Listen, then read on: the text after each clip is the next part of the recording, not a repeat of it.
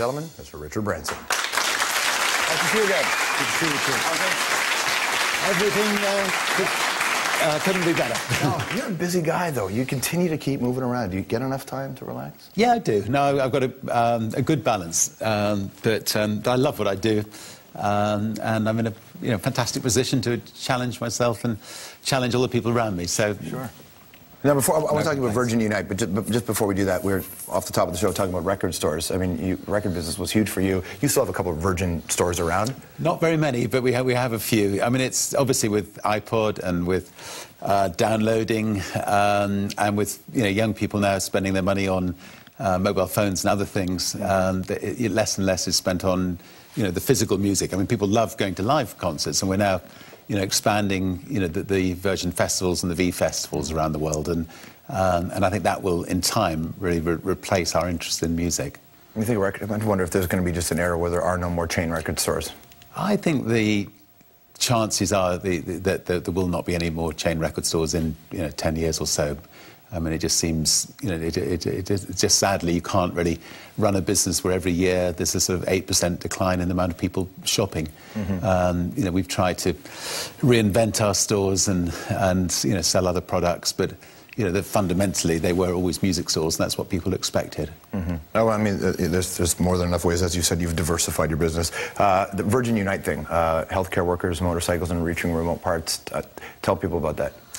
No, well, we do a lot of work in Africa, and there are just masses of different problems. So first of all, we're setting up a war room to try to coordinate all the different agencies in Africa that are tackling all the different problems. And then tonight we're raising money for one of those specific areas, and that is trying to get medicine out to the villages, the difficult villages to reach. So we're raising money for motorcyclists who can have medical workers on, who can get drugs and help out to remote parts of Africa.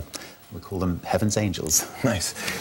I guess it's just require really creative solutions, but almost it seems like a simple execution. Well, if we can't get out there, why don't we just get out there in a different way? Yeah, I mean, I think that there are something like 100,000 different organizations working in Africa. They're fantastic organizations, but there is no there's no coordination. So I think with the War Room, which I'm a slightly unfortunate title for it, but equal, yes. but there, I think if we can help them all be coordinated, we can go out there and look for best practices. If one country is finding one good way of dealing with malaria, but another country is finding another good way, we can analyse which is the most cost-effective way of dealing with it and disseminate that information out to the whole of Africa. Mm-hmm. I really do believe that the problems of Africa can be got on top of, and I think if entrepreneurs get involved in social issues and use our business nous to try to sort of see there's a better way of organising things, I think hopefully that can help a bit. Is there an openness on all the parties, the different countries, the different organisations? Is there an openness to get together? Yes, I think there is. I mean, even in South Africa, where Thabo Mbeki, the president, has had this problem relating HIV and AIDS as connected.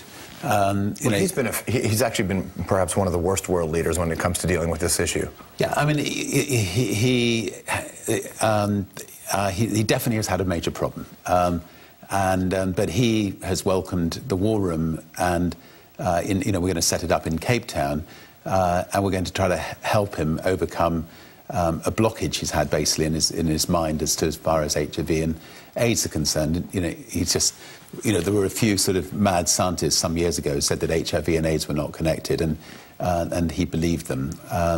And he's having to climb down. It's obviously very embarrassing. A lot of people have lost their lives in South Africa, I think, as a result. In terms of all the forces on the ground, the Africa story and the many countries, many different stories, many things to deal with when it comes to that continent, and all the celebrity attention that's been paid to it. Has there been a tangible change on the ground with all the hype and the attention that's come along? I think that there are hopeful signs. I mean, if you take Darfur, we have an organisation we're involved in and helped set up called the Elders, and it's led by Nelson Mandela.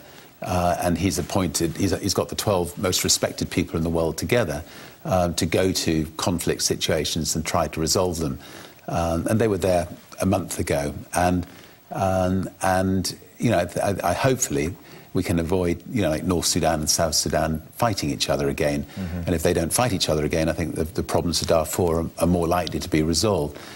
So definitely, you know, having people like Clooney going to these places and drawing attention is important. And, you know, with Virgin Unite, we've got celebrity artists like Natalie Imbruglia who, you know, go to Nigeria and try to alert the world to a particular problem, the problem of fistula, which is a problem that happens to young girls who become pregnant too young. It splits their inside, they become incontinent, their boyfriend rejects them, or their husband rejects them, and their parents reject them, and you know, there's about 200,000 or 300,000 of these young girls who, you know, are just living a ghastly life. But a small operation costs $200, can put them back on the road again. They can have a normal life again. So, you know, so I think, you know, having celebrities going and alerting people and raising money, it can be very effective. I think a lot of this too, and I've been up a couple of times, but very brief. It's just the issue of women's rights and equality plays such a major role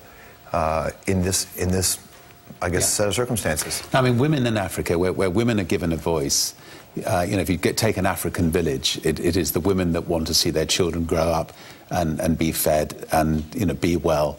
The men, I'm afraid, you know, do not play as positive a role. And, you know, so if you can actually, you know, if you've got money to give, you know, give it to the women, and they're much more likely to put it to good use.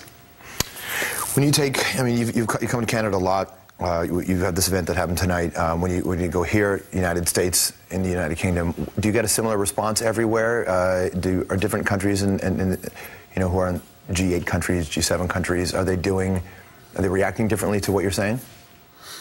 I think that that of the three countries you mentioned, you know, the individuals are equally concerned, and some individuals can do something about it, some can't. You know, global warming is another issue that we take a lot of time and energy over, and obviously the American politicians are the absolute worst. You know, Canada could be better, to put it nicely. You know, I think actually on that one, I think Great Britain are taking a lead on, you know, on the need to tackle global warming, and I think there are ways in which you can tackle global warming without affecting the sort of gross national product of the country, and it's a matter of, you know, having politicians really, you know, thinking hard about how it can be done, and if they want any ideas, be happy to give them some. I want to ask you just one question on a personal note. You are often also talked about as an adventurer, and when we heard the story of Steve Fawcett being lost, one of the things that we thought about here was, I wonder how, you knew him, right? I wonder how Richard Branson feels about this, because you are quite the risk taker.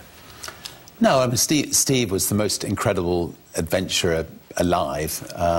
You know, maybe the most incredible adventurer in the last, couple of hundred centuries. You know, he retired when he was 55. He got 125 world records under his belt. After 55. After 55, wow. in 20 different areas, so areas that he'd never participated in before. So he became the greatest gliding pilot in the world. He became the greatest aviator in the world. He became the greatest climber in the world. He became, you know, the greatest balloonist in the world, the greatest swimmer in the world. I mean, a hell of a survivor, because he had a lot of really close calls. Oh, he had some incredible close calls, and so, you know, it's obviously very, very sad for him, you know, just to die, you know, out scouting for. You know, in a small plane, scouting for his next world record, which was going to be the land speed record, and he wanted to try to beat 1,000 miles an hour in a car. So, you know, there we really thought he was going to die,